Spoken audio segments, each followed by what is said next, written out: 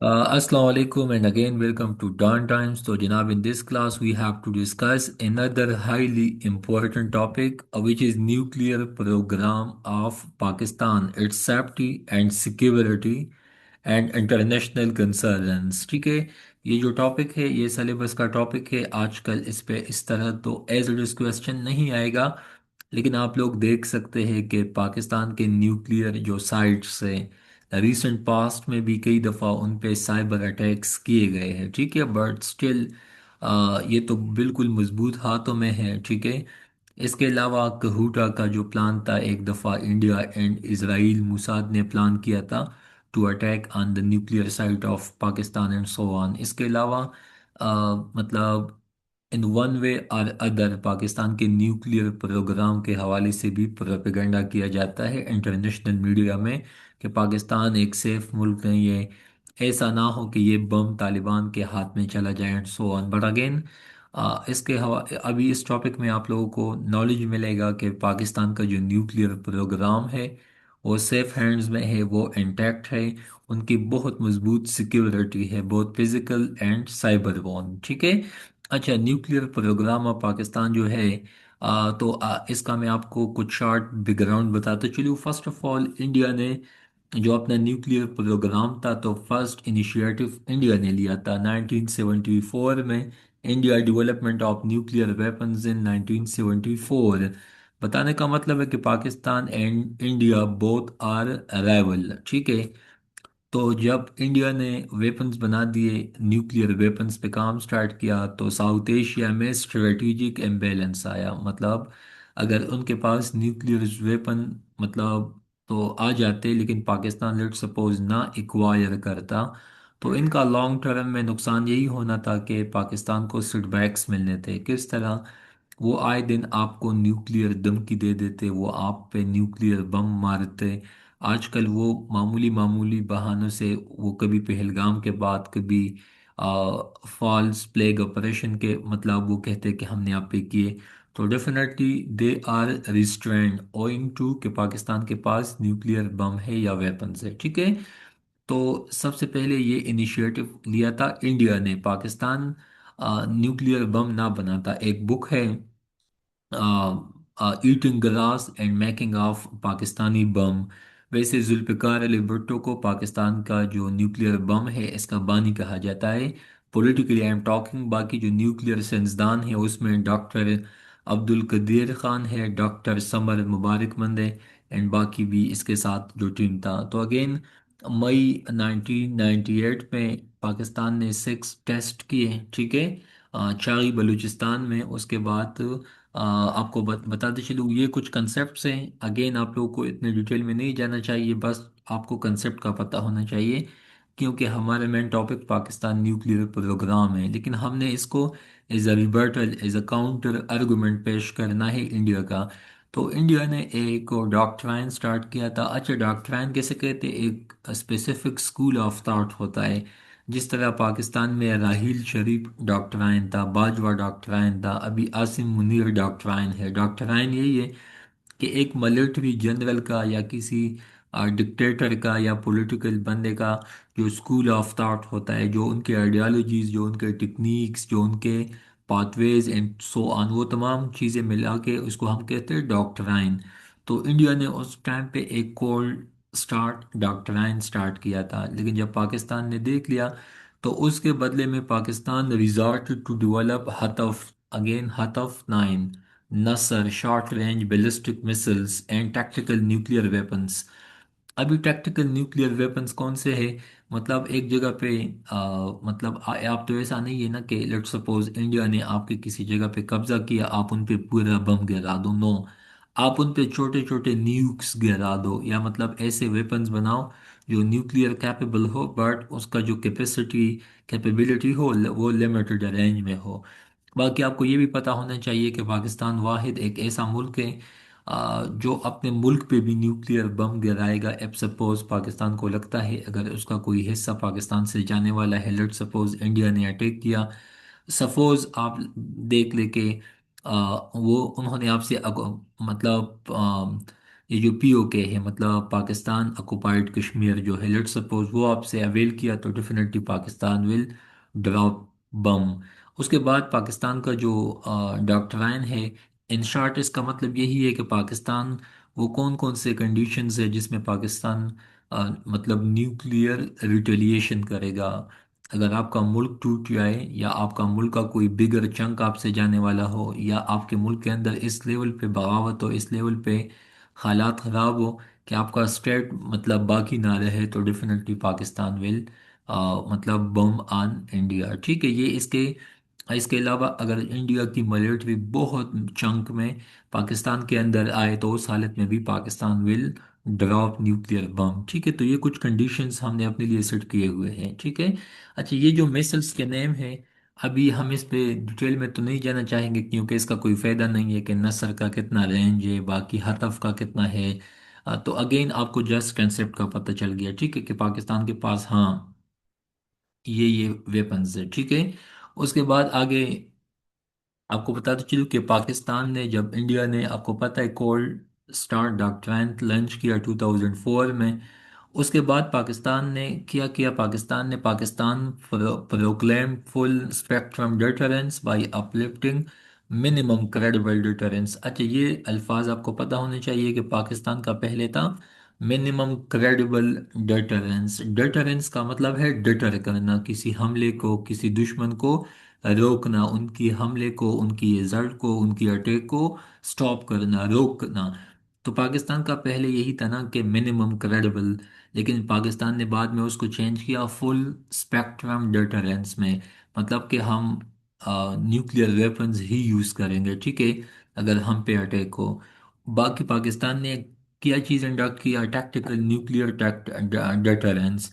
मैंने कहा ना कि एक होता है फुल स्केल पे जब आप न्यूक्लियर बम गिराते हैं किसी पे, just like US did in Japan, but ये टैक्टिकल का मतलब है कि आप स्पेसिफिक जगहों पे टारगेट्स लगाते हो। लेट सपोज जिस जिस जगह पे आपको पता है कि इन इन जगहों पे दुश्मन है, तो आप उनके स्पेसिफिक लोकेशन पे आप न्यूक्लियर वेपन्स डालते हो। ठीक है। तो अगेन आपको ये पता हो कि मिनिमम क्रेडिबल डिटरेंस से पाकिस्तान पर फुल स्पेक्ट्रम, फुल में इसका रेंज ज़्यादा है, उसका होराइजन ज़्यादा है, लैंडस्केप ज़्यादा है। ठीक है। एंड बाकी ये ऑल इनकम्पासिंग फुल स्पेक्ट्रम मतलब फुल फॉर्म में पाकिस्तान ने फिर अपना ये जो पॉलिसी था इसको चेंज किया। ठीक है। तो पाकिस्तान पहले मिनिमम से बाद में फुल पे चला गया। उसके बाद ये टॉपिक्स में आपको डिटेल में स्टेप वाइज आपको खुद समझ आ जाएगा, ये कंसेप्ट भी समझ आ जाएंगे, जस्ट आप सुन लें। उसके बाद आगे आप लोग देख लें कि इंडिया ने, आपको पता है कि हतफ 6 या जिसको हम शाहीन 3 मिसाइल का नाम भी हमने दिया है, MRBM multi range ballistic missile, जिसकी रेंज है 2750 किलोमीटर है।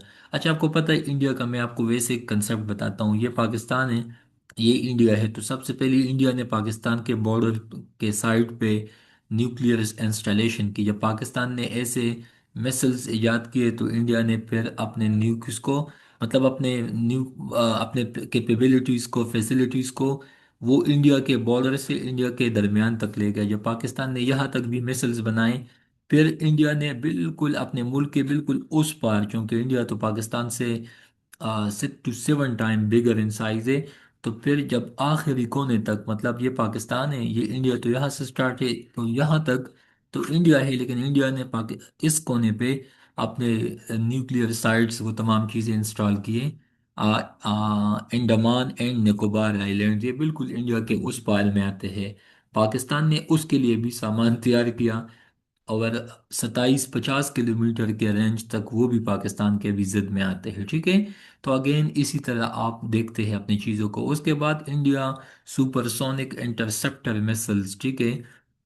इंडिया ने उसके बदले में, जब पाकिस्तान ने ये बनाए 2750 किलोमीटर शाहीन 3, तो इंडिया ने इसके बदले में सुपरसोनिक इंटरसेप्टर मिसल्स बना दिए। ठीक है।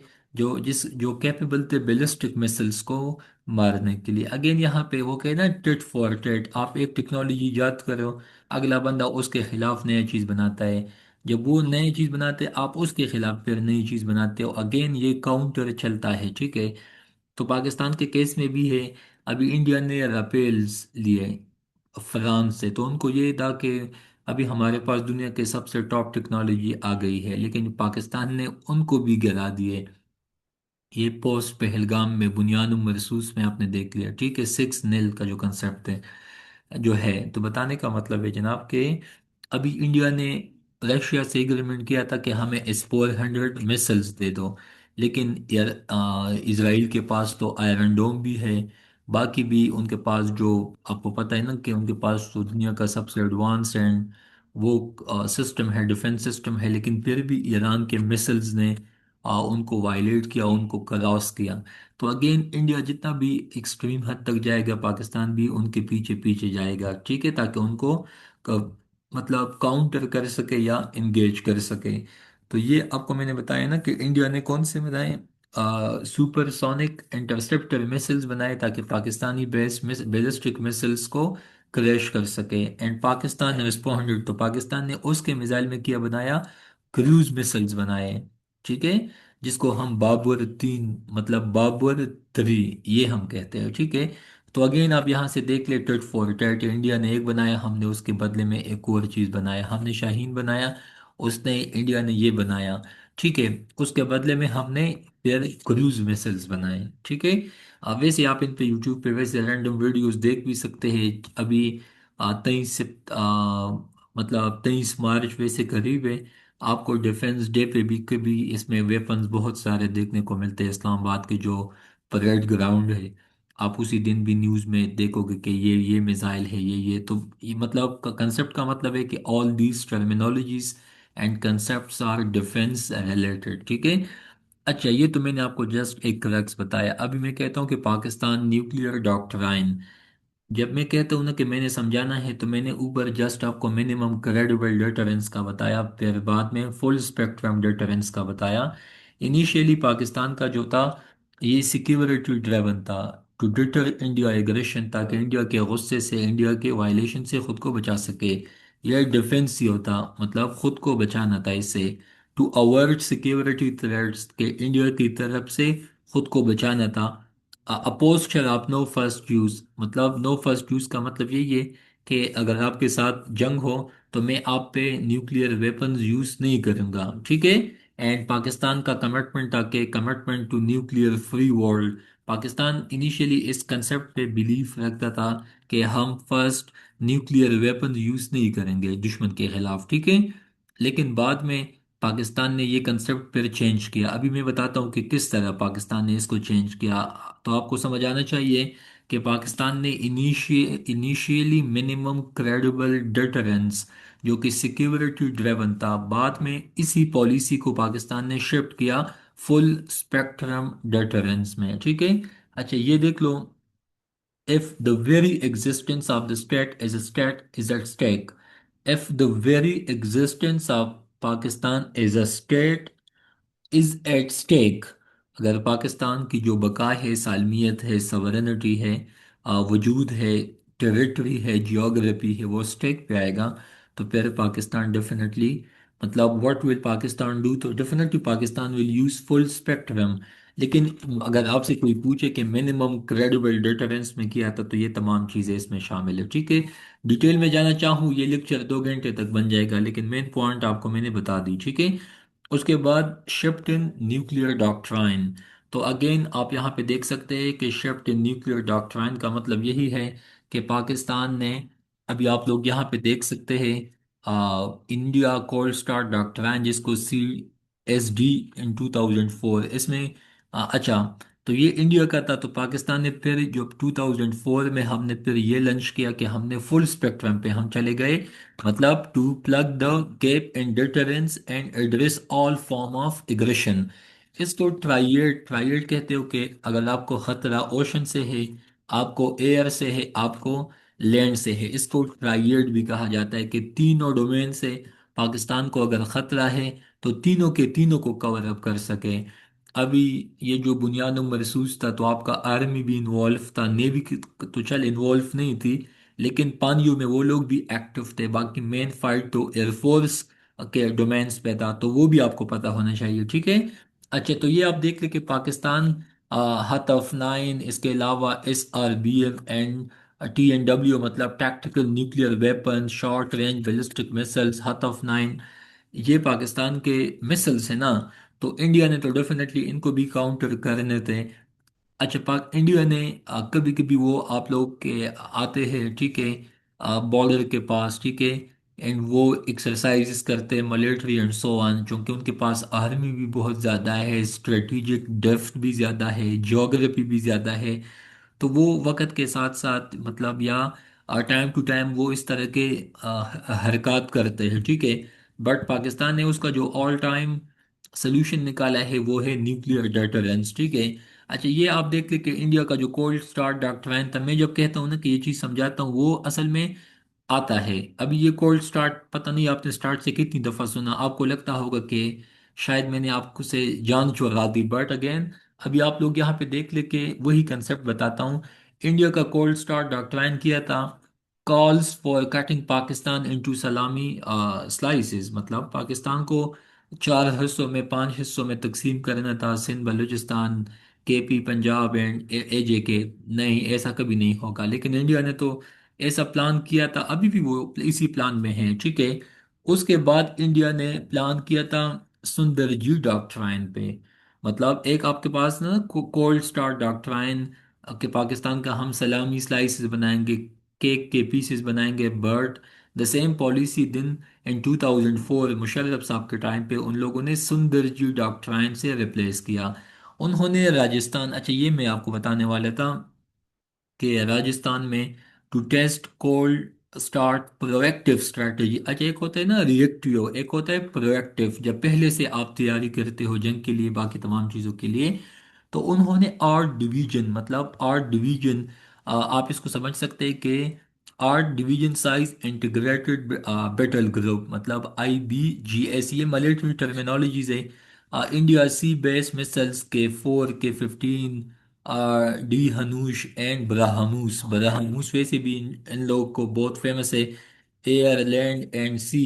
बाकी उन्होंने स्टील टेक्नोलॉजी भी यही है कि वो डिटेक्ट नहीं होता आपके डिफेंस सिस्टम से, या आपने जो रडार सिस्टम लगाया होता है ना अपने बॉर्डर्स पे, उनसे ये डिटेक्ट भी नहीं होता। स्टील टेक्नोलॉजी वैसे यूएस एंड इसराइल इसमें बहुत फेमस है। द मेन थिंग इज के इंडिया ने आर्ट डिवीजन, मतलब आप आर्ट डिवीजन में समझ सकते हैं, ये भी मिलिट्री यूनिट्स में क्लासिफिकेशन है। अगेन ये अलग टॉपिक है कि मतलब ब्रिगेड कैसे कहते हैं, बटालियन कैसे कहते हैं, कैंटोनमेंट्स में कितने लोग आते हैं। ये आर्मी के जो कैप्टन, बाकी जो मेजर आपके कोई दोस्त अहबाब में कोई हो, मेरे तो काफ़ी स्टूडेंट भी है माशाल्लाह, दोस्त भी है, बट अगेन आप उनसे फिर इसमें ज़्यादा जान सकते हैं, ठीक है। असल में ना इनके साथ हमारा इसके फर्दर डिटेल में कोई फ़ायदा नहीं है एग्जाम पॉइंट ऑफ व्यू से, बाकी नॉलेज तो आपको वैसे ही आना चाहिए। उसके बाद Pakistan has the world fastest growing nuclear program. आपको पता है कार्नेगी इंस्टीट्यूट है, Carnegie Endowment for International Peace, ये उनका एक इंस्टीट्यूट है। वहाँ पे स्टिम्सन सेंटर है, तो उनके मुताबिक पाकिस्तान 20 न्यूक्लियर वारहेड एनुअली। उन लोगों ने एक पब्लिकेशन की, एक दावा किया कि पाकिस्तान हर साल 20 प्लस या 20 न्यूक्लियर वॉर हेड्स बनाते हैं, ठीक है, एंड प्लूटोनियम यूज करता है डोमेस्टिक एनर्जी को प्रोड्यूस करने के लिए। उसके बाद पाकिस्तान पे ये भी, Pakistan allegedly blocking the conference on डिसआर्मामेंट agenda. अच्छा, पाकिस्तान जो है ना, आपको पता है कि इंटरनेशनल प्रेशर तो आता है कई दफ़ा पाकिस्तान पे। जब पाकिस्तान ने न्यूक्लियर ब्लास्ट भी किए 1998 में, तो पाकिस्तान पे पाबंदियां लगाई गई, ठीक है, सैंक्शन लगाए गए, इकोनॉमिक बाइकआउट किया गया यूरोप के साइड से, US के साइड से। बट द थिंग इज के पाकिस्तान हमेशा से यही कहता है कि डिसआर्मामेंट अगर हो तो पहले इंडिया देन हम, या दोनों साइड।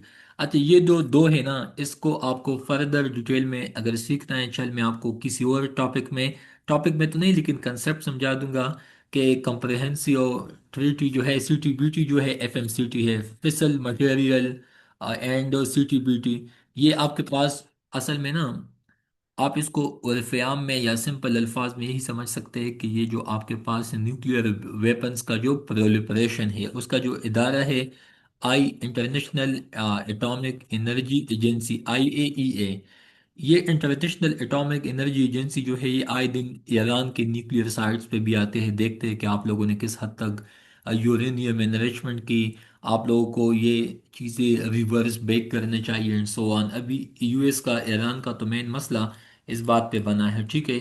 तो बताने का मतलब है कि पाकिस्तान हमेशा से पाकिस्तान पे इल्ज़ामात भी यही है कि पाकिस्तान इस चीज़ को रुकवाता है कि ये चीज़ें ना हो, लेकिन पाकिस्तान का जो बुनियादी फोकस है वो यही है। अच्छा, CTBT जो है इसका ये इट स्टैंड फॉर, ये आप अपने साथ लिख ले भी। इसका मतलब है सी मतलब कंप्रहेंसिव, टी मतलब nuclear, comprehensive nuclear test ban treaty, comprehensive nuclear, T मतलब टेस्ट, बी मतलब बैंड, टी मतलब ट्रीटी, ठीक है। ये कब अडॉप्ट किया गया था? ये अडॉप्ट किया गया था 1996 में, ठीक है।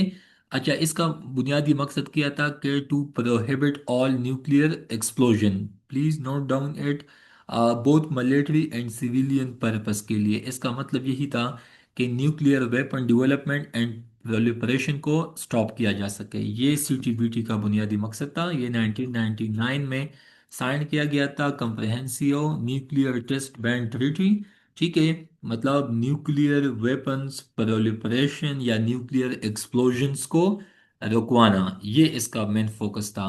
जबकि आगे अगर आपको बताते चलूँ कि ये जो आपके पास FMCT है, तो FMCT का जो बुनियादी मतलब है इसका आप भी लिख ले। एफ मतलब फिसल, FISSILE फिसल, एम मतलब मटेरियल, सी मतलब कट ऑफ, एन टी मतलब ट्रीटी, FMCT एंड CTBT, ठीक है।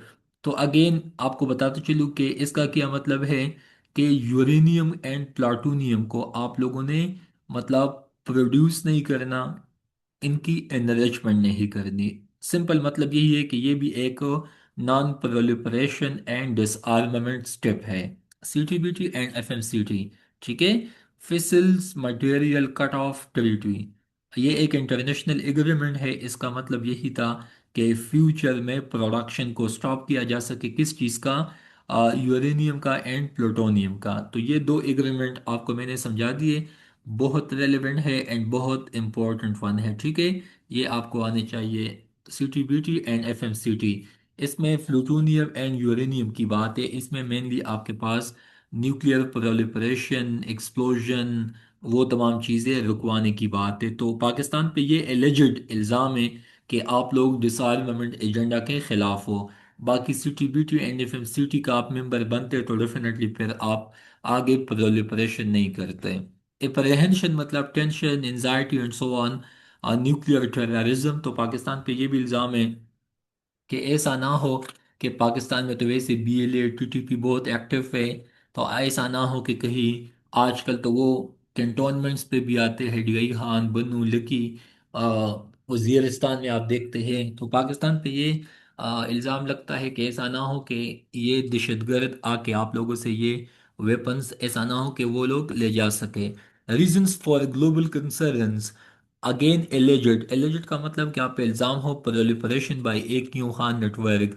2003 में international atomic energy agency nuclear black market close ties with Pakistan. अच्छा, आपको पता है कदीर खान को इसलिए भी नज़रबंद किया गया था, जो कि पाकिस्तान का ऑफिशियल स्टांस है।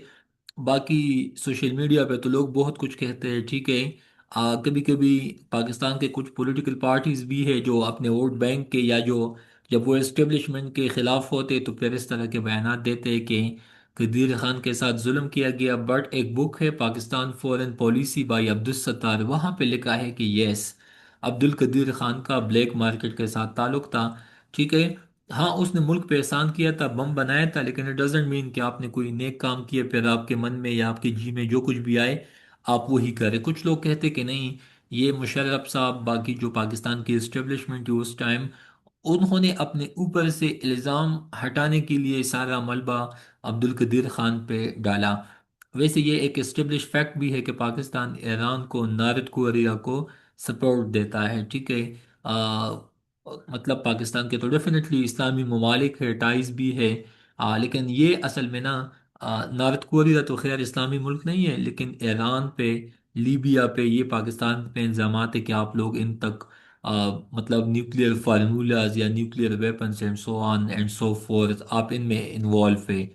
फिर वो इंटरव्यू भी आप यूट्यूब पे देख सकते हैं जो कि कदीर खान ने पिरप्लेज किया था। बाद में वो पाकिस्तान से बिल्कुल मायूस भी थे कि मैंने मतलब पाकिस्तान पे एहसान किया है, लेकिन मुझे उनके इंटरव्यू से फिर यही लगा था कि शायद उनको फिर पछतावा था कि ये मैंने क्यों किया था। लेकिन काफ़ी इंटरव्यूज़ में वो इस बात पे प्राउड भी फील करते कि हाँ मैंने मुल्क के लिए सर्व किया है। But again it's up to history, हकीकत जो भी है। लेकिन मैंने जो आपको बुक का रेफरेंस दिया उसमें तो यही लिखा है कि हाँ ये बंदा इन्वॉल्व था ब्लैक मार्केट में। ब्लैक मार्केट में यही है कि आप अनऑफिशियली चीज़ों को बिकते हैं या आप अनऑफिशियली वो मतलब वैसे ट्रैक टू डिप्लोमेसी का जो मैंने आपको बताया था कि आप बियॉन्ड द सीन चीज़ों में इन्वॉल्व होते हैं अनलाइक ऑफिशियल वन। ठीक है।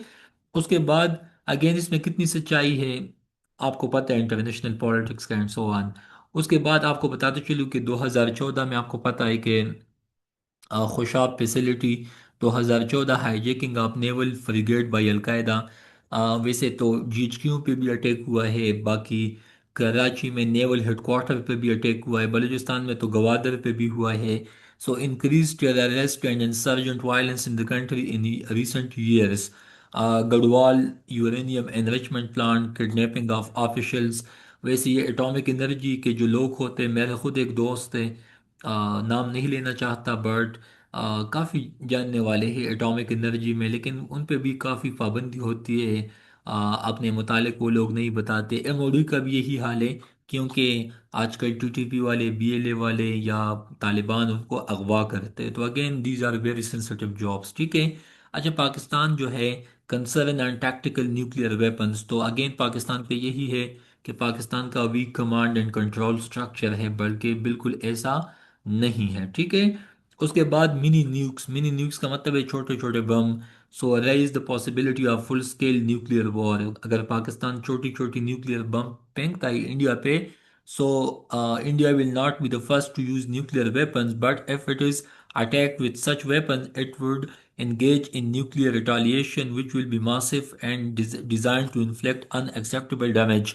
इंडिया ने पाकिस्तान पे फिर ये किया है कि अगर आप लोगों ने हम पे मिनी नूक्स भी यूज़ किए, तो फिर हम इसको यही समझेंगे कि आप लोगों ने हम पे न्यूक्लियर अटैक किया है, और हम आप पे इतने बम गिराएंगे कि मतलब वो आप लोगों के लिए इतना इन्फ्लेक्टिंग होगा, इतना डैमेज हम आपको पहुंचाएंगे। वैसे ये बात हकीकत भी है कि पाकिस्तान एक छोटा मुल्क है, India is a bigger country. ठीक है। तो पाकिस्तान बहुत कम टाइम में ख़राब हो सकता है, नाउजुबिल्ला, अनलाइक इंडिया। ठीक है। पर अगेन न्यूक्लियर जंग तो हकीकत है, इसमें तो कोई मजाक या दो राय है नहीं, ना कोई फिर बयानात हो गए ना वो चीज़ें। फिर तो इनहिलिएशन होगा, डिस्ट्रक्शन होगा। ठीक है। इसी वजह से डिप्लोमेसी से इन चीज़ों से हमेशा काम लेना चाहिए। उसके बाद nuclear safety and nuclear security, तो अगेन आपको बताते चलूँ कि एक्सीडेंटल, इनएडवर्टेंट या unauthorized detonation can lead to ruin. Authorization code required to arm and use a nuclear weapon called permissive action links. अभी इसका मतलब सिंपल यही है कि अगर कोई हादसाती तौर पे आ, अनजाने में या अनऑथोराइज्ड एक्सेस हो गया इन वेपन्स तक या इस सिस्टम तक, और वहाँ पे डिटोनेशन हो गया, तो इनसे इतने हद में नुकसान हो सकता है कि आपकी सोच है। इसके अलावा आपको रावलपिंडी का वो केस याद होगा, या वहाँ पे गोदाम में वहाँ पे ब्लास्ट हुए थे, जो रशियन टाइम पे जो पाकिस्तान ने यूएस का साथ दिया था अगेंस्ट यूएसएसआर, तो उनसे भी कितना नुकसान पहुंचा था। तो वैसे चर्नोबाइल न्यूक्लियर डिजास्टर का अगर आपने सुना होगा, तो उनसे भी बहुत तबाही मची थी। तो न्यूक्लियर थ्रेट जो है it's a very genuine and realistic one. लेकिन पाकिस्तान कहते हैं कि भाई कभी भी ऐसा नहीं होगा, पाकिस्तान एक रिस्पॉन्सिबल मुल्क है, न्यूक्लियर स्टेट है, पाकिस्तान के स्ट्रेटेजिक रिस्ट्रेंट रिजीम है, conflict resolution, nuclear and missile restraint and conventional balance. Pakistan internationally भी इन चीज़ों में कोऑपरेट करता है। In 1974 Pakistan propose to establish a nuclear free zone NWFZ in South Asia. Pakistan ने तो खुद 1974 में प्रपोज किया था कि हम न्यूक्लियर फ्री जोन चाहते हैं, ताकि इंडिया के पास भी ये टेक्नोलॉजी ना आए, पाकिस्तान के साथ भी ना आए। लेकिन इंडिया तो को तो कोई रोकने वाला था ही नहीं। तो बस पाकिस्तान ने कहा कि भाई जब आप ये लोग बनाएंगे तो हम घास खाएंगे रोटी की जगह पे, लेकिन हम बम बनाएंगे। भुट्टो साहब ने यही कहा था अक़वाम मुत्तहिदा में भी, ठीक है। उसके बाद Pakistan nuclear safety and security is better than that of India. अच्छा, तो न्यूक्लियर थ्रेट इनिशिएटिव इंडेक्स, ये एक रिपोर्ट आता है NTI among arm nuclear states, Pakistan has shown the highest improvement rate. तो अगर आपसे कोई पूछे कि पाकिस्तान की न्यूक्लियर वेपन सेफ नहीं है, आप उसको बताओ कि न्यूक्लियर थ्रेट इनिशिएटिव इंडेक्स का जो रिपोर्ट है एनटीआई, तो उसके मुताबिक पाकिस्तान की जो है ना हाईएस्ट इंप्रूवमेंट रेट है। पाकिस्तान के पास ऐसा नहीं है, पाकिस्तान के पास बिल्कुल न्यूक्लियर वेपन जो है वो सेफ हैंड में है। ये तो हम नहीं कहते, ये तो आपका इंडेक्स कहता है। इंडिया से भी ज्यादा हम सेफ हैं। इंडिया की जो कंस्पायरेसी है हमेशा से, वो लोग तो इन चीज में इन्वॉल्व है, होंगे भी। इनसे तो आप कुछ भी एक्सपेक्ट कर सकते। According to Center for Public Integrity CPI, India is building a top secret nuclear city to produce thermo nuclear weapons, ठीक है। कर्नाटका के पास या चलाकरा के पास। बट अगेन आपको बताते चलूँ कि मेन जो है ये एक रिपोर्ट आया है, उसमें भी यही है कि थर्मो न्यूक्लियर वेपन्स, तो again these are very lethal weapons, ठीक है। बट स्टिल इंडिया, ये तो एक सीक्रेट रिपोर्ट है या सीक्रेट लीक हुआ है, तो ठीक है। लेकिन हार्वर्ड केनेडी स्कूल रिपोर्ट के मुताबिक पाकिस्तान जो है, तो पाकिस्तान ने तकरीबन, आप यहाँ पे देख सकते हैं, 25,000 ट्रूप्स को इंस्टॉल किया हुआ है। किस चीज़ के लिए? Preventing nuclear terrorism, continuous improvement, ठीक है। इसके अलावा मतलब हार्वर्ड केनेडी स्कूल का जो रिपोर्ट है, तो उन लोगों ने भी पाकिस्तान के एफर्ट्स को अप्रिशिएट किया हुआ है। आप जब टेक्सला पे जाओगे या आप जब मतलब इस्लामाबाद कहूटा, इसके बाद आगे टेक्सला, वाकेंड, तो वहाँ पे एक रोड है, वहाँ पे 24/7 आर्मी की सर्वेलेंस होती है। मतलब बहुत सेंसिटिव जगह है। तो शायद वहाँ पे भी इन लोगों ने रखे होंगे, लेकिन अगेन ये तो किसी को भी मालूम नहीं है। लेकिन जहाँ पे मेनली कैडेट कॉलेजेस होते हैं या आर्मी के जो स्ट्रेटेजिक जगह होते हैं, माउंटेनियस इलाके, तो वहाँ पे most of the time in weapons को इंडक्ट इंस्टॉल किया जाता है। बट अगेन पाकिस्तान ने तो इसके लिए बहुत एक्सट्रीम हद तक सिक्योरिटी भी इंस्टॉल किया हुआ है, एक कमांड इसके लिए बनाए है, तो कुछ नहीं होगा। उसके बाद centre of excellence for nuclear security, तो physical protection and nuclear security भी पाकिस्तान की काफ़ी मजबूत है। National institute of safety and security, Pakistan institute of engineering and applied science, and Pakistan nuclear command and control centre. अभी अगर न्यूक्लियर कमांड अथॉरिटी का मैं बताऊं, जो 2000 में बना था, to safeguard all nuclear assets, war time command and control, deployment and development and deployment of nuclear weapons, and उसके बाद composed of two civic military committees, ठीक है। मतलब पाकिस्तान के जो न्यूक्लियर कमांड है, तो दुनिया के मजबूत कमांड्स में आता है। इसके ऑलरेडी प्रोटोकॉल डिफाइन है, किस तरह हमने न्यूक्लियर वेपन्स को, एसेट को बचाना है जब जंग होगी। तो ऐसा नहीं है कि उस टाइम पर आप प्लानिंग करोगे, अभी से चीज़ें फाइनल है, फिक्स है कि अगर अटैक होगा व्हाट वी विल डू। हर तरह से स्ट्रेटेजिक थिंकिंग को मतलब सामने रखा गया है इन चीज़ों में, ठीक है।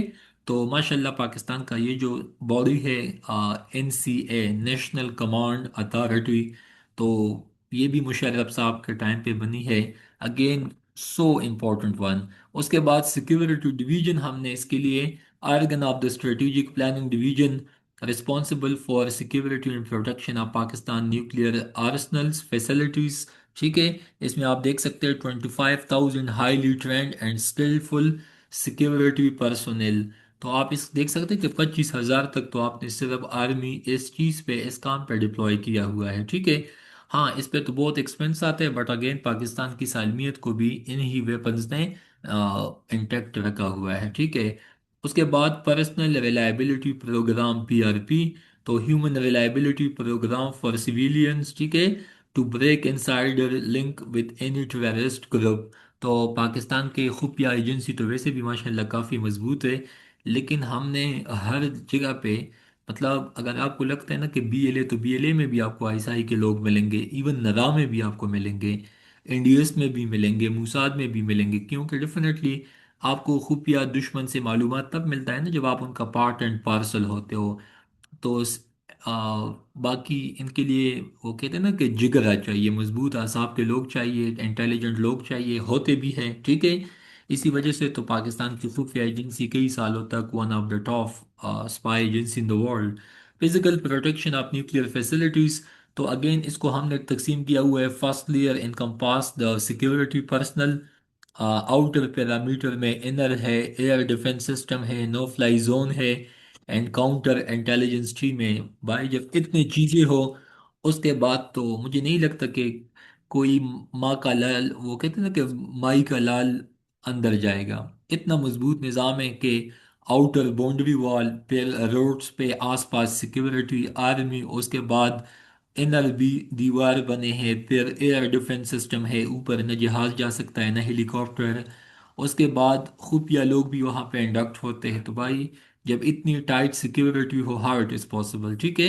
अगेन उसके बाद बताते चलूँ कि पाकिस्तान ने कन्वेंशन को भी, convention on the physical protection of nuclear material, तो 2000 में पाकिस्तान ने इस कन्वेंशन को भी अटेंड किया, ठीक है। अगेन ट्रांसपोर्टेशन फैसिलिटी का जहाँ तक ताल्लुक है न्यूक्लियर वेपन्स के, तो अगेन इसके लिए स्पेशलिस्ट व्हीकल्स है, एंड टेम्पर प्रूफ कंटेनर है, ऐसे कंटेनर है जो कि बुलेट प्रूफ होते हैं, और बाकी वहाँ पर टेम्परिंग भी नहीं हो सकती, ठीक है। उसके बाद पाकिस्तान की फिसल material protection control and accounting, so again ये जो बॉडी है, अगेन ये क्या देखती है, कंडक्ट एक्सटर्नल ऑडिट, वो आके देखते हैं कि भाई आपके पास कितने weapons and so on, and surprise inspection at all facilities. तो अगेन वो लोग आते हैं, देखते हैं सीटीबीटी। तो खैर पाकिस्तान ने साइन नहीं किया हुआ है, बट अगेन एफएमसीटी को या फिसल मटेरियल की जो प्रोटेक्शन है उसका डेफिनेटली मुआयना, इंस्पेक्शन, चेकअप, ये चीज़ें होती है, ठीक है। Export control regime, so international agreement के Pakistan to prevent nuclear terrorism. इसके बाद कंटेनर सिक्योरिटी इनिशिएटिव, पाकिस्तान ने 2006 में भी ये साइन किया। और बाकी सिक्योर फ्लाइट इनिशिएटिव के जब पाकिस्तान के न्यूक्लियर वेपन्स एक जगह से दूसरे जगह पे ट्रांसपोर्ट हो, तो उनके लिए भी सिक्योरिटी के प्रोटोकॉल फिक्सअप है। Pakistan nuclear regulatory authority PNRA 2000 में, तो अगेन उन्होंने कन्वेंशन साइन किया हुआ है 1994 में। पाकिस्तान न्यूक्लियर रेगुलेटरी बॉडी, ठीक है, तो अगेन PAEC, ठीक है। उसके बाद रेगुलेटिंग इसका काम किया है all aspect of radiation, nuclear energy, nuclear safety and radiation protection, ठीक है। बाकी इसका ताल्लुक किस चीज़ के पास है, यूएन के पास है, and international atomic energy agency, जो कि आए दिन ये लोग ईरान वाले को तंग करते हैं, ठीक है। तो इतना मजबूत निज़ाम है पाकिस्तान, लोगों को लगता है कि बस ये मजाक है सोशल मीडिया पे, लेकिन इस हद तक इन चीज़ों को महफूज बनाना। बाकी पूरी इस्लामी दुनिया के 57 ममालिक है, इनमें वाहिद पाकिस्तान है जिनके पास ये कैपेबिलिटी है। So we must be proud of our country. Radiological source security, so IAEA, illicit trafficking database, illicit गैर कानूनी, तो ये एक डेटाबेस में भी ये लोग देखते हैं। बाकी ये भी अपने सेफ्टी एंड सिक्योरिटी मेजर्स को और वक्त के साथ साथ देखते हैं, एंड दे डू अपडेट, ठीक है। तो इसी तरह ये जितना डिटेल में ये टॉपिक मैंने समझाया, मैं आपको अगेन डिटेल में कहता हूँ कि पूरा यूट्यूब जाके सर्च करे देख ले, एक लेक्चर में आपको इतने पॉइंट्स नहीं मिलेंगे। उसके बाद न्यूक्लियर सिक्योरिटी समिट NSS, तो इसके भी 4 समिट हुए जिस टाइम पे, ये नोट्स मैंने बनाए थे। अभी आप इसको अपडेट भी कर सकते हैं अगर हुई है एफ नॉट, सो ये डाटा फिर ठीक होगा, स्पेसिफिकली यहाँ तक बात जो है। तो अगेन उसका एक पोर्टल है, portal monitoring to detect smuggling of nuclear materials, ठीक है। तो ये NSS का काम है, ठीक है। उसके बाद अगेन आपको बताते चलूँ कि न्यूक्लियर प्लांट स्ट्रेस टेस्ट, अभी इसका क्या मतलब है। स्ट्रेस टेस्ट का मतलब यही है कि आप देखते हैं कि आया ये जो आपके साइड से ये किस हद तक वल्नरेबल है, किस हद तक महफूज है। Pakistan carried out IAEA recommended stress test after Fukushima plant disaster. तो Fukushima, I think it is in Japan, ठीक है। आप इसको दोबारा भी कंफर्म कर सकते हैं, बट द थिंग इज के चेरनोबिल न्यूक्लियर डिजास्टर, जैसा कि मैंने कहा।